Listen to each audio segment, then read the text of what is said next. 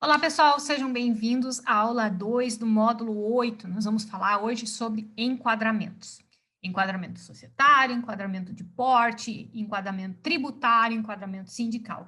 São todos os enquadramentos que a empresa pode ter ao longo, da sua organização aí. E que eu acredito que reunir todas essas informações em um mapa mental para vocês terem acesso, a entender as empresas, porque o principal objetivo de toda essa fase do curso é compreender as empresas, para ver aonde que a nossa assessoria jurídica pode se inserir e aí passar a ser um conselheiro de negócios no sentido de que você conhece a estrutura e vai entender os melhores ajustes a serem feitos nela.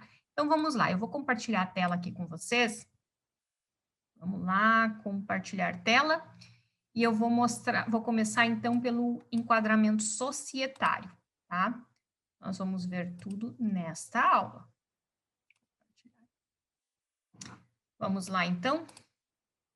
Aqui, enquadramentos societário.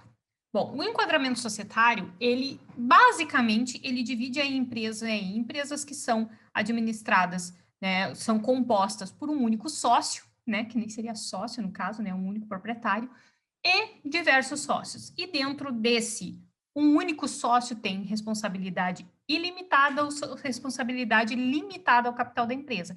E na sociedade também, vai ter sociedade, na sociedade só tem a limitada ou a SA ou ainda a comandita por ações.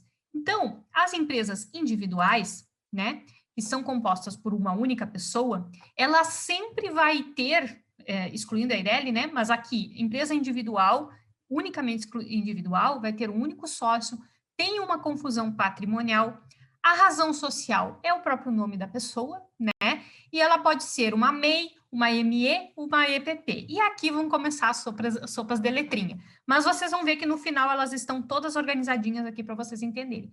Então, nas empresas individuais, são empresas, o MEI, que é um tipo societário, tributário e deporte, tudo junto num lugar só, A microempresa, ou seja, essa empresa aqui, ela pode ser uma microempresa e uma EPP, uma empresa de pequeno porte. Enquanto o capital social dela não atingir 100 salários mínimos, existe confusão patrimonial. Então, anota isso.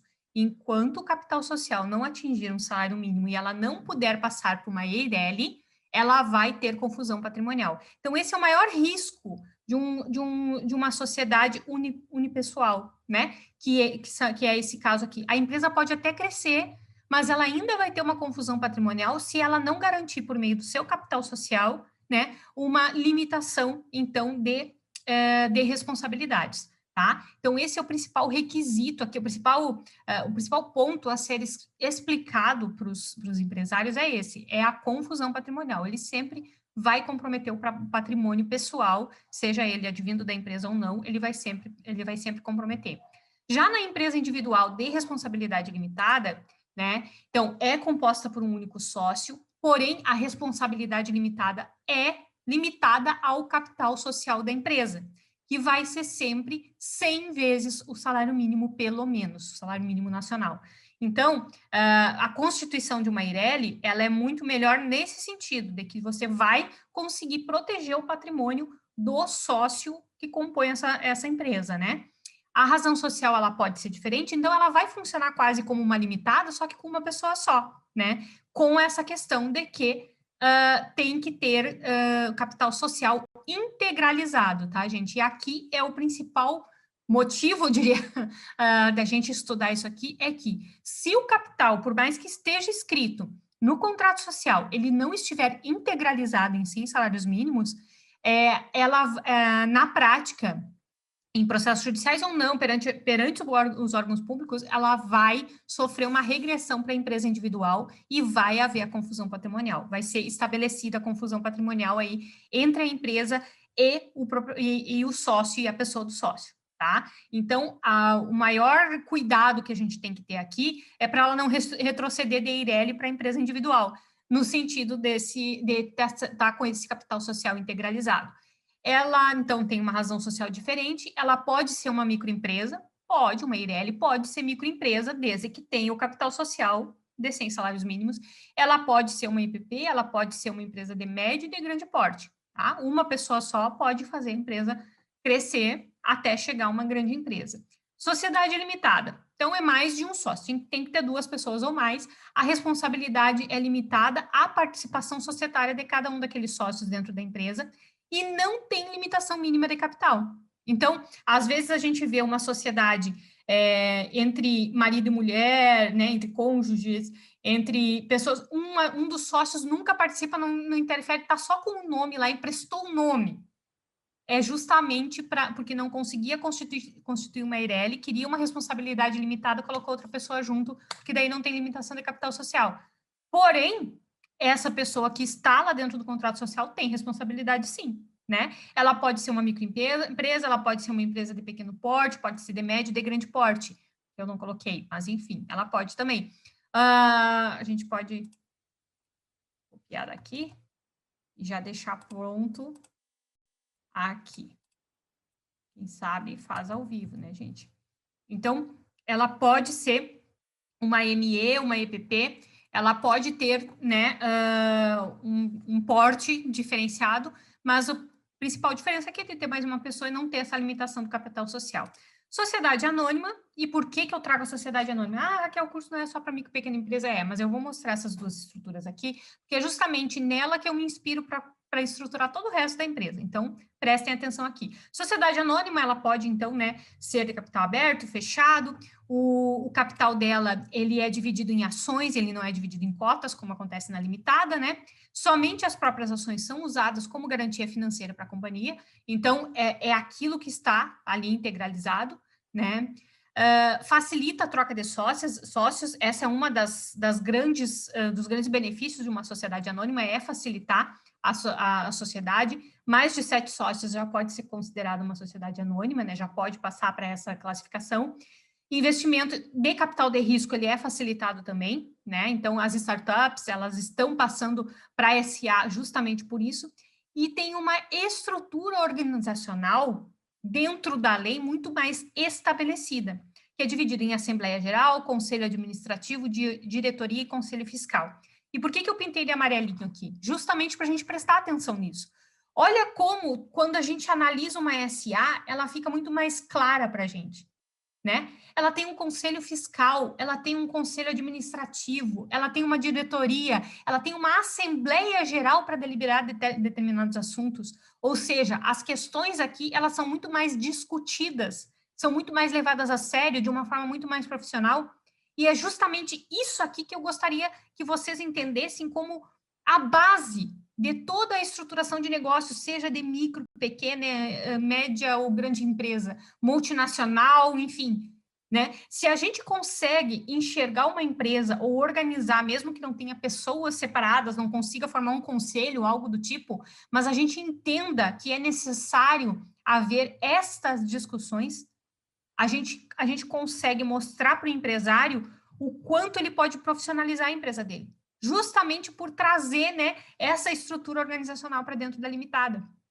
E de todas as outras constituições aqui, pode ser uma EIRELI, mas que tenha essa reflexão, né, na administração. E tem a empresa, tem a sociedade, né, de comandita por ações, que é uma SA modificada, né? Porque na SA, todas as ações, elas têm o mesmo peso, o mesmo poder. Quanto mais ações tu tem, mais poder tu vai ter deliberativo, vai.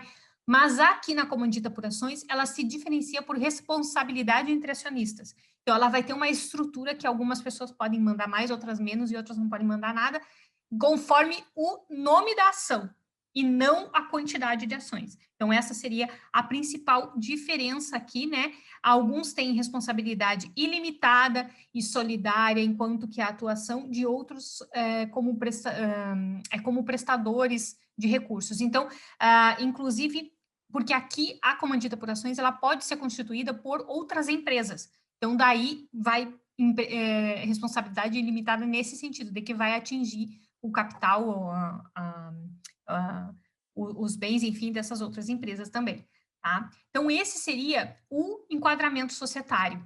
Então, prestar bem atenção nisso, né? Eu quero constituir, o teu cliente quer constituir uma EIRELI para ter uma responsabilidade limitada. Se ele não integralizar o capital social aqui, ó, ele não vai ter essa responsabilidade limitada, mesmo que esteja nos registros, vai ser desconstituído.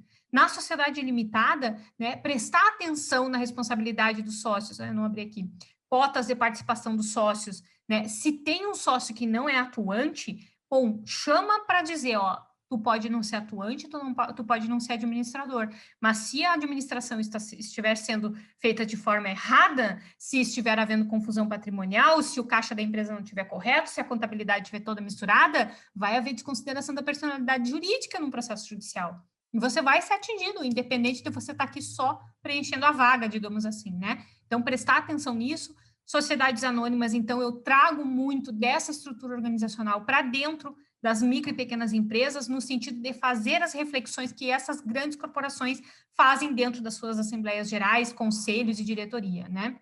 E agora, então, a gente passa para o enquadramento de porte. Bom, o enquadramento de porte, a gente começa pela MEI, microempreendedor individual, né, que o faturamento é de até R$81 mil. Esses faturamentos e esse enquadramento aqui, eu estou considerando o BNDES, tá? Como eu escrevi aqui, ó, vai depender do setor. Por exemplo, a Anvisa e a Política Nacional do Meio Ambiente, ela é completamente diferente. Ela classifica o porte das empresas pelo faturamento, mas ela faz uma distinção diferente, tá? Mas aqui eu vou trazer o do BNDES, porque é o que é utilizado, inclusive, pela Receita Federal, enfim, ele é utilizado dessa forma. Então, o faturamento do microempreendedor individual, tá por lei, né? Ele é de até R$81 mil. Não pode ter outra sociedade, então, se é sócio em outra empresa, não pode. O enquadramento é pelo CNAE, tá? Então, se o CNAE não está claro, a atividade da pessoa não encontra um CNAE objetivo dentro da plataforma do MEI, é porque não se enquadra no MEI, gente. Não adianta insistir. Já vi muita empresa constituída em cima de uma MEI que não tem, o CNAE não tem nada a ver. Na hora que isso aí cruzar, a conta chega, uma hora a conta chega. Equívocos que podem acontecer aqui dentro das MEIs, e que daí, às vezes, eu acho que a empresa já é quase uma empresa de pequeno porte e ela ainda está atuando num CNPJ de MEI, né? Empreendimento que, por conta dos próprios custos, vai superar o teto do faturamento anual. Então, doutor, eu vou abrir uma MEI para formalizar e depois a gente conversa. Cara, o teu negócio, só os R$81 mil no ano, mesmo com as margens, né, que tem margens aí que pode estourar um pouco, mesmo com as margens, só o custo do teu negócio já supera isso. Então, certo que o teu faturamento vai ser maior do que 81 mil.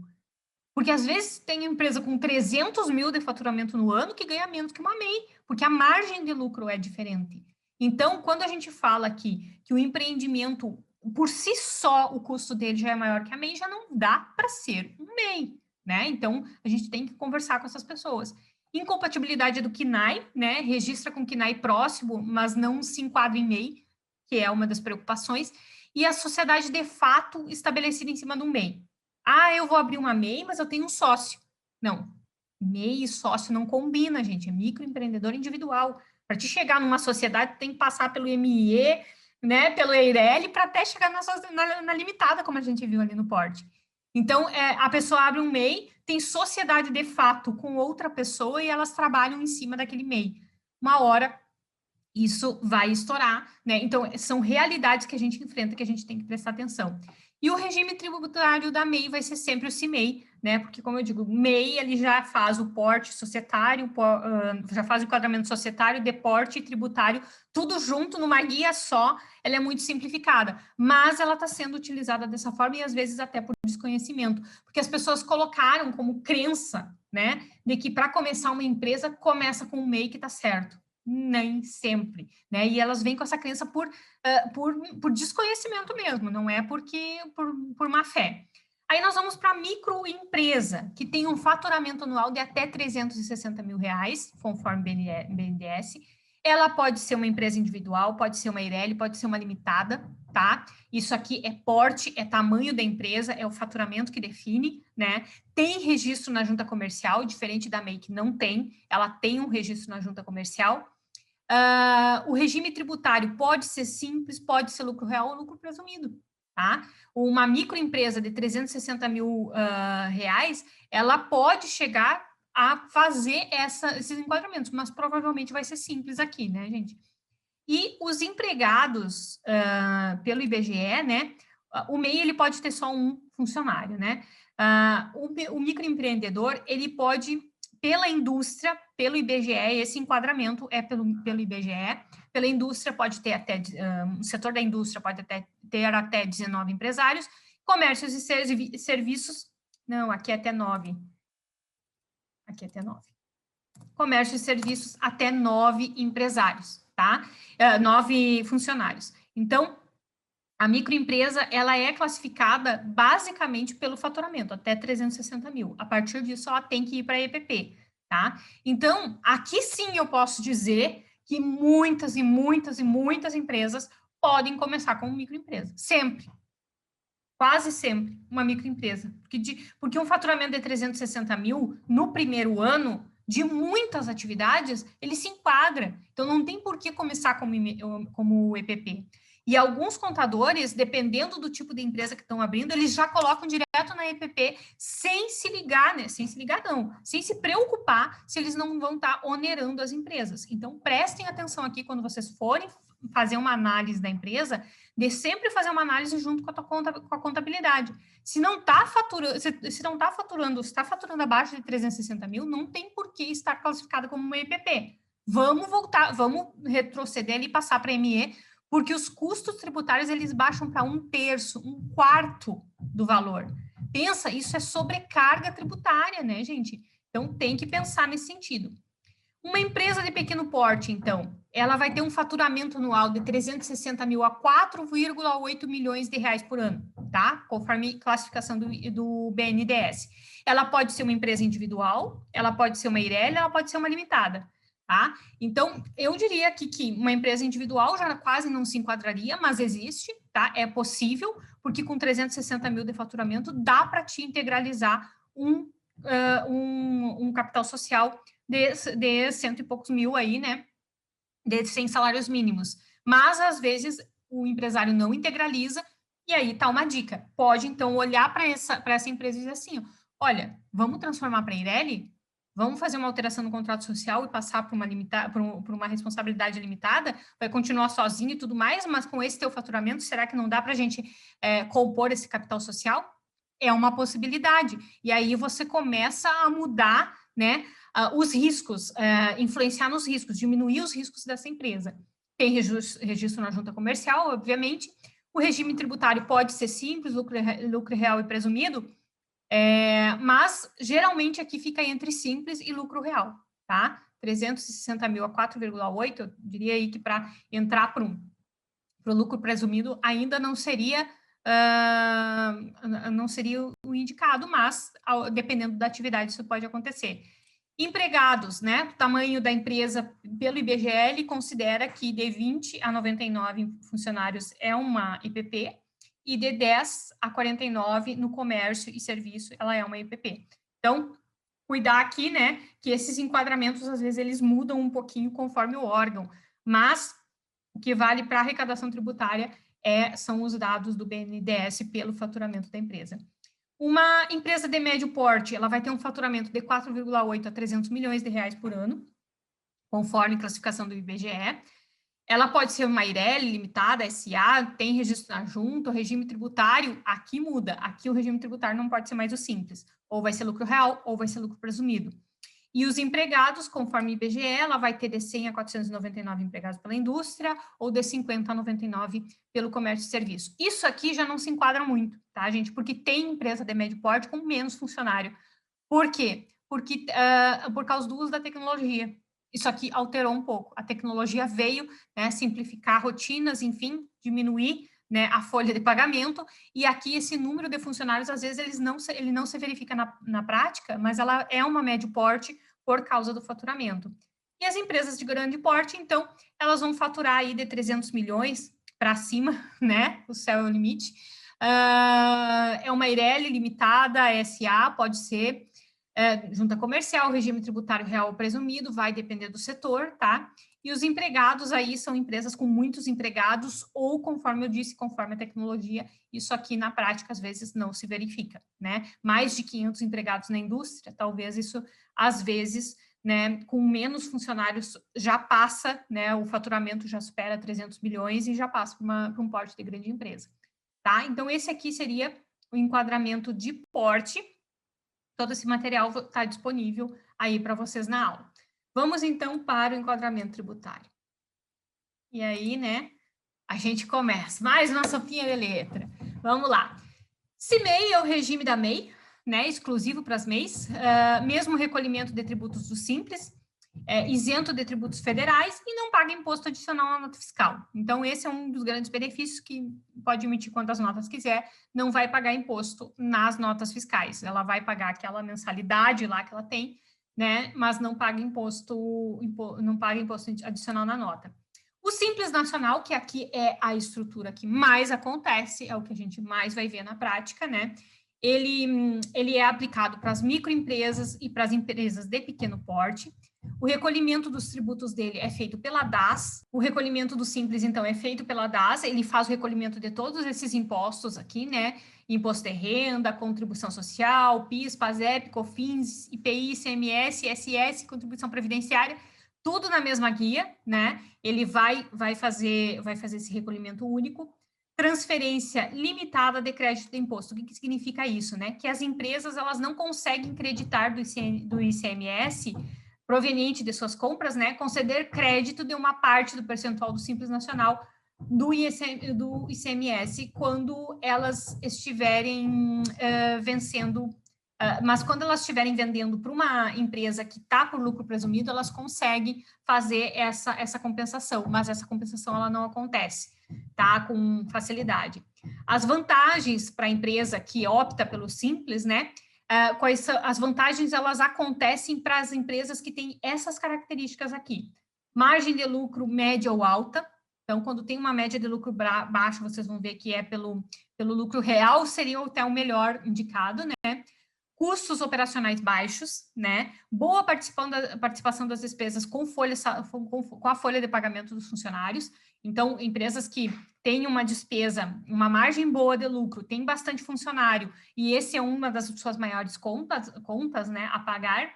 Comercializam mercadorias não beneficiadas pela redução da base de cálculo do ICMS.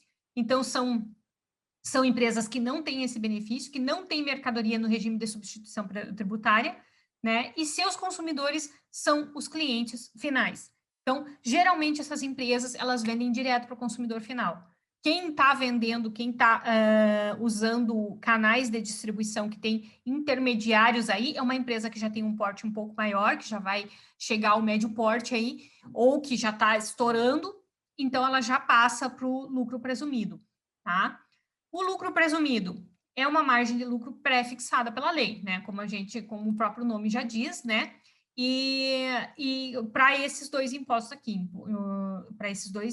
então, é uma margem de lucro pré-fixada. Já existe aquela margem ali para aquele setor, então ele vai recolher em cima daquele valor presumido. E qual é as empresas que levam vantagem nessa classificação, né? Quando ela tem uma margem de lucro superior àquela presunção. Então, ela lucra mais do que a lei presume, beleza, vai para o lucro presumido, porque vai pagar menos o imposto, né? Poucos custos operacionais, né? Então, ela tem uma margem de lucro boa, tem uma folha salarial baixa, comercializam mercadorias com redução de base de cálculo, então ela tem incentivo fiscal, tem mercadorias no regime de substituição tributária, é todo o oposto do Simples, vocês vão ver aqui, né? E o faturamento anual de até 78 milhões. Por que esse limite? Porque acima disso é melhor ir para o lucro real, como vocês vão ver agora aqui. É melhor ir para cá. Então, o cálculo de tributação, ele vai fazer uma apuração periódica dos lucros líquidos da empresa, né? E se ela tiver prejuízo, o tributo vai ser zero. Tá? Então, é aquela empresa que realmente já atingiu um patamar, né? Tem uma boa fiscalização de tudo, um controle de toda a sua parte administrativa, de toda a sua parte contábil, que mostra os seus livros e tudo mais, né? PIS e COFINS não são, o regime é não cumulativo, né? Então, consegue descontar, enfim, fazer todo o arranjo tributário lá.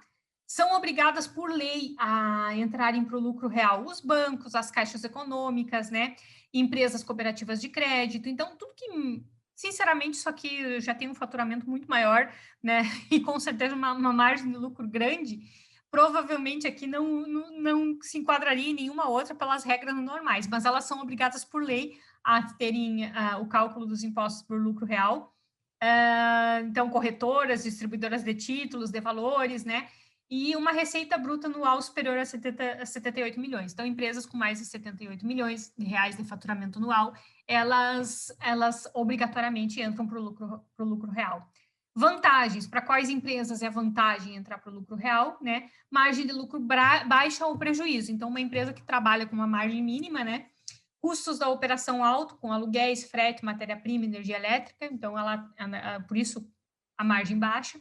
Comercializam mercadorias com redução da base de cálculo, então elas têm incentivo fiscal, né? Tem mercadoria no regime de substituição tributária e faturamento acima de 78 milhões. Então, para essas empresas, é lógico que a apuração do lucro real para fazer o cálculo dos impostos vai ser muito melhor. E aí nós vamos para o último enquadramento, que quase nunca ninguém fala, que é o enquadramento sindical. É meio óbvio, é óbvio e precisa ser dito porque interfere sim na constituição de uma empresa. Ninguém olha para o sindicato, às vezes, para abrir uma empresa. Ninguém olha para os benefícios, vai descobrir isso só depois quando o contador gerar a primeira folha de pagamento, daí os funcionários já trabalharam o mês inteiro, aí que eles vão ver o quanto que eles vão ter que pagar.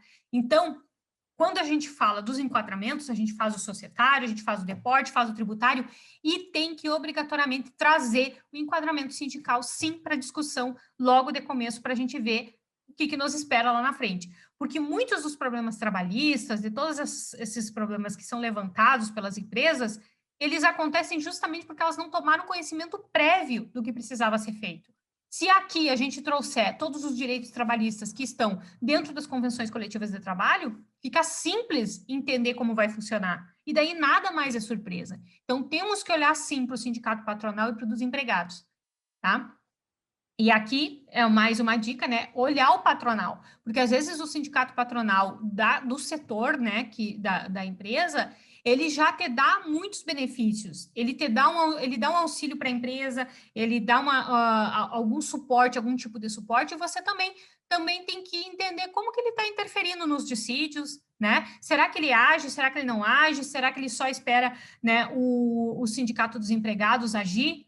Ou ele realmente é ativo? Né? Como que acontece? Não é para criticar, não é para interferir, a empresa tem muito mais o que fazer do que ficar interferindo isso, se não for a intenção da pessoa, mas é para conhecimento mesmo, para saber, não, eu posso contar ou eu não posso? Eu vou ter sempre uma surpresa num dissídio, porque o meu sindicato patronal não interfere lá ou não vou ter? Ou ele interfere e eu posso, inclusive, dar sugestões. A gente, né, trabalhar com a realidade aí. Então, a gente tem que procurar esse enquadramento sindical para saber as proteções que ele traz, os benefícios, os pisos salariais, as categorias de funcionário dentro de um mesmo setor, né? Interferência na estrutura, tudo o que está disposto na convenção coletiva pode interferir na estrutura de uma empresa. Tanto a que está começando como a que já está em funcionamento, né? E aí sofre fiscalização, enfim, né? Em cima de uma convenção coletiva que a pessoa nunca teve acesso na vida. E é aqui o momento da gente colocar para ela, trazer a convenção coletiva. Vai buscar a convenção coletiva que se adequa àquela empresa. Tem algumas pesquisas que eu faço sobre empresas, quando eu vou atender uma empresa pela primeira vez, é essa. Uma delas é o sindicato. Poxa, essa empresa ela é atingida por qual sindicato? Quais sindicatos, né? Do empregado e do patronal. Existe o patronal dela? Não existe? Como é que está funcionando isso? Né?